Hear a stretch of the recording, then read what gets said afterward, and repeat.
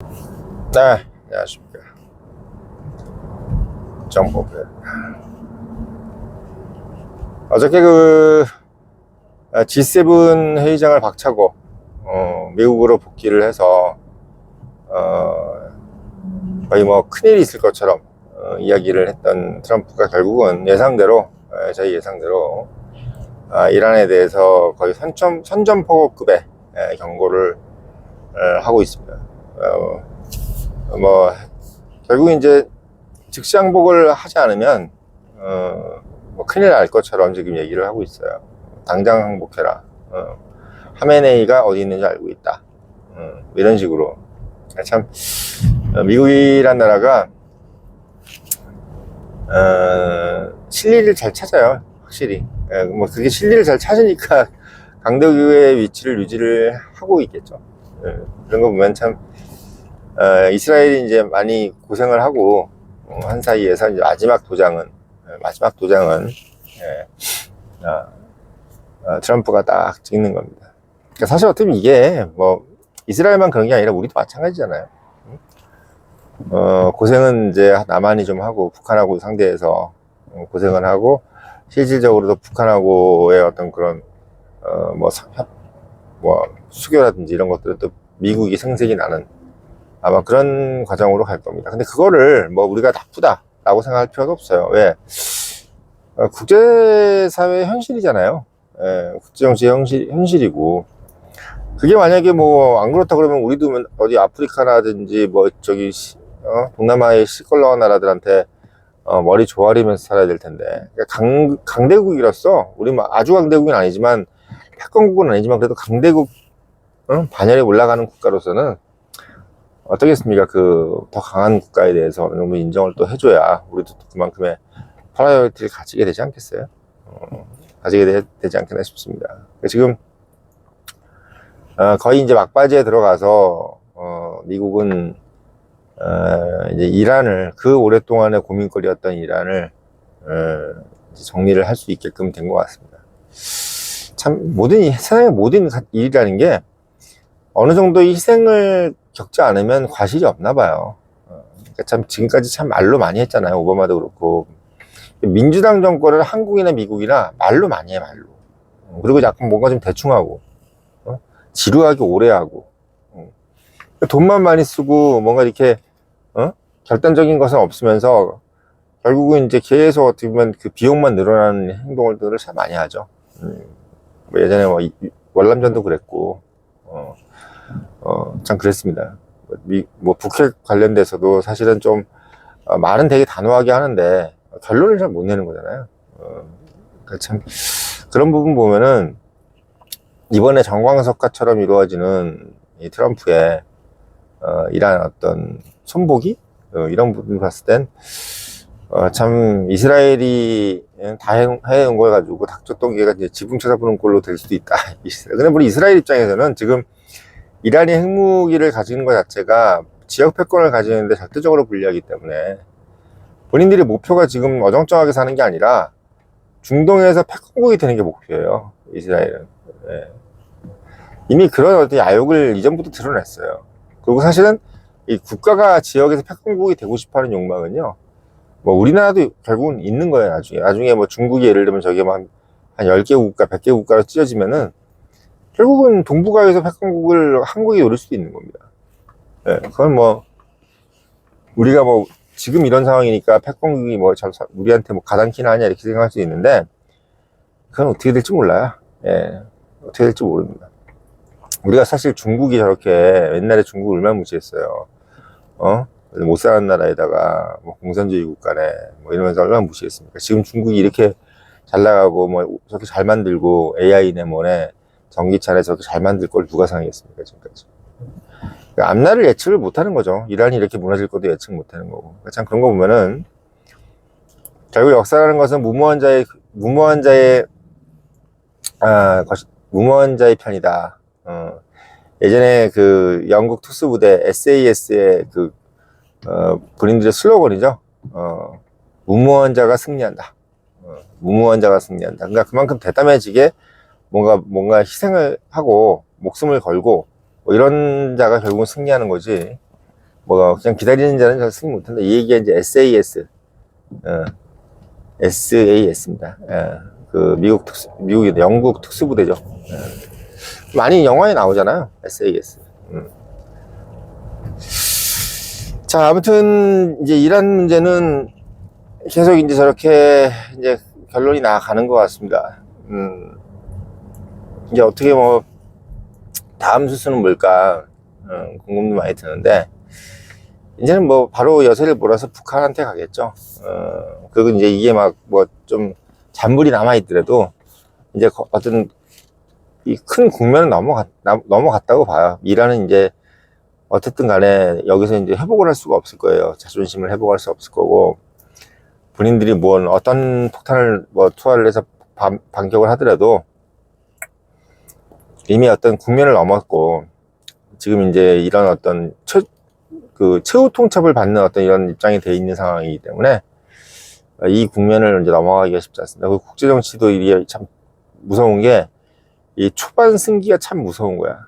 초반 승기가 이제 딱 잡혀버리면 이 분위기 자체가 흘러버리잖아요. 그러면 이제 모든 주변 국가들이 그 상황을 인정해버리는 상황으로 갈 수가 있는 게 가장 무서운 겁니다. 그래서 그런 거 보면 참 6.25 때 그 김일성이가 얼마나 조급한 나이 어린 사람으로서 얼마나 조급했다는 것이 느껴지죠. 그러니까 본인들 생각에는 압도적인 군사력으로 쭉쭉쭉 밀고 내려가면 뭐 쉽게 이렇게 뭐 30일 안에 모든 게 다 해결되고 이렇게 된다고 호언장담을 했잖아요. 스탈린한테. 근데 그게 이제 안 되는 이유가 뭐겠어요? 이게 이제 되는 게임이 있고 안 되는 게임이 있는 건데, 이 되는 게임의 가장 큰 중요한 것은 환경이에요. 환경. 그러니까 승리하는 환경이 있고, 공부도 공부 잘하는 환경이 있는 겁니다. 공부를 잘하는 환경을 만들어 놓지 않으면 공부를 잘할 수가 없어요. 돈도 마찬가지죠. 돈을 잘 벌 수 있는 환경을 만들어 놔야 돼요. 그래야지 이제 돈이 벌리는 거죠. 전쟁을 이길 수밖에 없는 환경을 만들어 놔야 되는 거죠. 대표적인 결국은 이제 그 안에서 우리를 돕는 자를 만들어 놔야 되고, 밖에서도 우리를 돕는 자를 만들어 놔야 된다. 그러니까 밖에서는 미국이 돕고 안에서는 간첩들이 도우니까 이스라엘이 어떻게 보면 이란을 못 이길 수가 없는 거죠. 반대로 이란은 밖에서 자기를 돕는 자가 없고, 뭐 중국도 가만히 있고 소련도 가만히 있고, 그런 상황. 또 안에서 이스라엘 안에서 뭐 자기 편 당연히 없지. 이런 상황. 그 오랫동안, 어제도 말씀드렸지만 오랫동안의 경제 제재를 통해서 본인들 돈도 없고, 돈이 또 있어야지 뭘 하는데 돈도 없지, 친구도 없지. 사람하고 똑같아요. 돈 없고 친구 없으면 끝나는 거잖아. 돈 없고 친구 없으면 끝나는 겁니다. 그러니까 뭔가 안에 뭐 자기가 가질 수, 비축할 수 있는 돈도 없지. 뭐 그렇다고 해서 그렇게 석유가 많은데도 석유를 팔아먹을 수 있는 어떤 그런 스마트함도 없지. 그러니까 그럼으로써 결국 이란은, 내가 봤을 때는 그래요. 하늘은 스스로 돕는 자를 돕는다고 그렇게 얘기했던 것처럼, 이란도 뭔가의 어떤 계속적인 어떤 노력을 했었어야 돼요. 뭐 미국 제재 같은 경우도 어쨌든 간에 지금 있는 상황이지만, 뭐 러시아든 중국이든 구워 삶아서 계속 어떻게 보면 뭐 돈을 비축했어야 되고, 또 뭐 전투기든 이 공중전 얘기도 얼마나 오래 한 얘기야. 뭐 이스라엘이 벌써 30-40년 전부터 했던 얘기 아니야. 이스라엘이 공군이 강하다, 위성에 의해서 많은 도움을 받고 있다. 그러면 본인들도 뭐 소련을 구워 삼든 중국을 구워 삼든 위성 협조를 받든지 아니면 항공기 협조를 받든지 해야 되는데, 그냥 뭐 넉넉히 가만히 있다가 당한 거잖아요. 그게 뭐 예전에는 그런 어떤 시그널이 없었나? 다 있었어. 아니, 옛날에도 뭐 이집트도 그렇고 다들 항공기 공군 때문에 결국은 애를 먹었잖아요. 그 이스라엘한테. 그런데도 불구하고 뭐 가만히 넉넉히 있다가, 제가 봤을 때 그냥 모든 것은 한 번에 그냥 그 모든 것이 오는 게 아니야. 이미 여러 번의 시그널을 줘요, 하늘에서. 여러 번의 시그널을 준다고. 우리가 뭐 어떤 회사가 망하고, 뭐 어떤 집안이 망하고, 또는 뭐 어떤 뭐 가정이 깨지고 이럴 때도 갑자기 깨지는 게 아니야. 한 번, 두 번, 세 번, 네 번의 시그널을 준다고. 하나님이 줘요. 줘서, 야, 너 조심해라, 조심해라, 조심해라. 이 얘기를 한 수백 번. 성경에도 그 얘기가 나오잖아. 벌써 의인이 몇 번을 얘기했다. 응? 근데도 불구하고 뭐 소돔과 고모라인가 거기 나오잖아요. 응? 한두 번 얘기했냐 이거. 소돔 이거 망한다고 한두 번 얘기했냐. 응? 그럼에도 불구하고 그걸 안 한 것처럼 이란도 똑같아. 저는 오히려 이게 참 보면 이스라엘하고 벌써 작년에도 이러고 있었잖아요. 기억나죠? 작년에도 이스라엘하고 로켓 미사일로 서로 싸우고 이렇게 했었는데, 그냥 제가 봤을 때 저거 이제 지금이라도 이란이 저거 준비해야 되겠다라고 생각했는데도 본인이 뭐 그 사이에 아무 준비도 안 한 거야.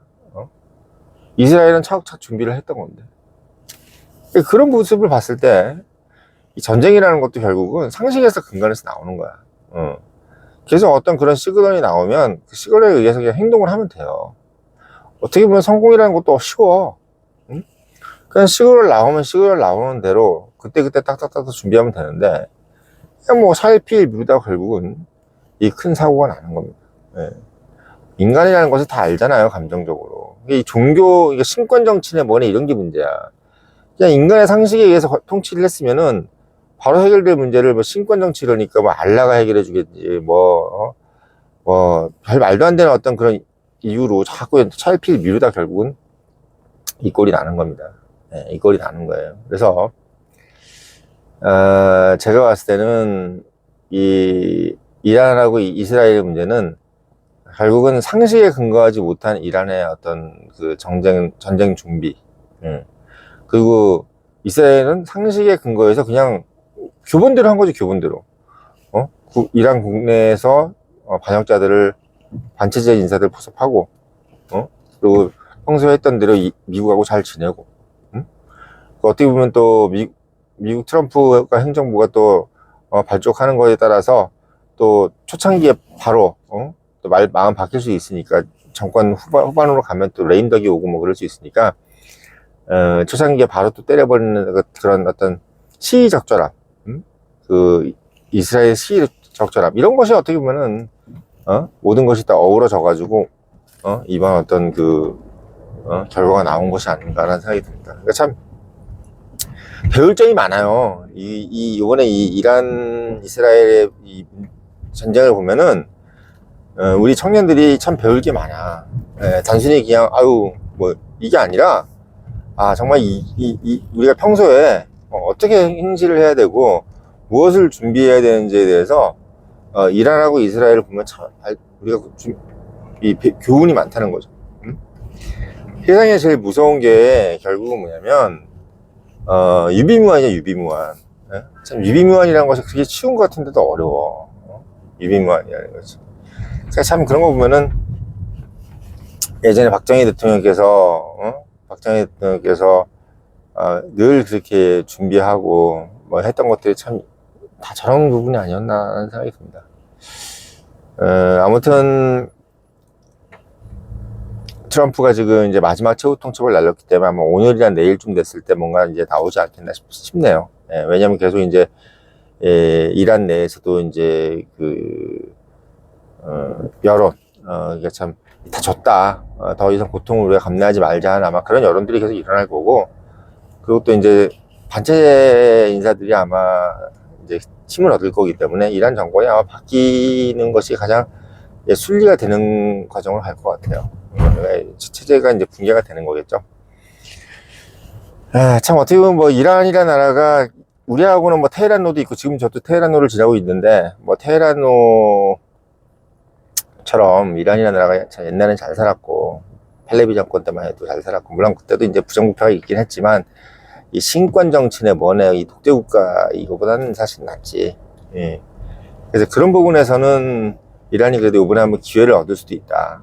이제 석유도 많고, 어쨌든 인구도 많고, 영토도 크고, 그래서 이번에 아마 정권이 바뀌다 하더라도 이란이 오히려 더 기회를 가질 수가 있다. 그런 생각이 좀 들어요. 그러니까 저는 오히려 이란한테 이게 도움이 되지 않겠나라는 생각도 듭니다. 이란한테 차라리 이번 이렇게 이제 이스라엘에 의해서 모멸감을 당하고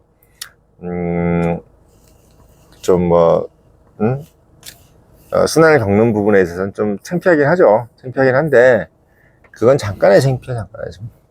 우리도 뭐 사실 일본 식민지를 겪고 우리가 또 얻어먹을 건 얻어먹었잖아요. 뭐 근대화도 빨리 하고, 사실 뭐 일본이란 나라가 침략국이긴 하지만 일본이 없었다 그러면 우리가 계속 어떻게 보면 그 봉건 시대에서 계속 살 수도 있었던 어떤 그런 가능성이 상당히 컸기 때문에 지금 우리 조선시대 봉건시대 같은 것이 지금 이란에 펼쳐지고 있는 거예요. 정말 뭐 누가 댓글에 써놓으셨지만 40년 전엔 비키니 입던 나라들이 지금 여자들이 뭐 비키니는커녕 온몸을 다 싸매고 다니면서 저렇게 여권을 겁박을 하고, 그리고 남녀가 저렇게 불평등한 사회가 저기가 말이 되겠습니까? 여자들이 요즘에 얼마나 똑똑하고 여자가 이 국가의 어떤 성장률을 이끌어가는 것이 얼마나 많은데, 남녀가 다 이렇게 노력을 해가지고 GNP를 올려도 지금 시원할 판국에 날개 두 개의 나라도 지금 제대로 날까 말까, 날개 하나로 난다는 게 말이 됩니까? 그 여자를 저렇게 저런 식으로 방치한다는 거는 국가가 그만큼 역량을 발휘할 수 없는 거고, 또 아까 말씀드렸지만 매장량이 엄청난데 석유가 그것도 제대로 지금 써먹지도 못하고 있고, 이런 어떤 불안정한 정치 체제 때문에. 그래서 저는 뭐 이번 참에 그 이란이 상당히 그 발돋움할 수 있는 기회가 된다고 좀 봐요. 이스라엘이 지금은 밉지만 향후에는 이스라엘이 아마 이란에 가장 큰 도움을 준 국가가 되지 않을까, 이런 생각이 들어요. 예. 좀 그렇게 또 만들어야 된다고 봐요, 이란이. 예. 그래서 오늘 아침에 좀 드는 생각은, 트럼프가 지금 뭐 이렇게 뭐 최후 통첩도 날리고 이란이 계속 공습을 하고 이런 부분도 있지만, 궁극적으로 이란은 이번 기회를 통해서 만약 정권이 바뀔 수만 있다면은, 또 바뀌었으면 좋겠어요. 바뀔 수만 있다면은 민주 이란이 돼서 더 어떻게 보면 강대국이 되는, 그리고 우리도 정말 이란 같은 데 놀러도 가고, 같이 이란 뭐 젊은 친구들끼리도 서로 뭐 펜팔도 하고 뭐 이렇게 연애도 하고 하는 것도 모습도 보면서 그런 모습 보면서 우리가 예전에는 참 안 좋았지만 결국은 이란이 이런 과정을 거쳐서 어떻게 보면 또 국가를 어떻게 성장시키는구나, 이런 것들을 한번 우리가 얘기할 수 있는 그런 시대가 왔으면 좋겠다는 생각이 들어서 오늘 영상을 했습니다.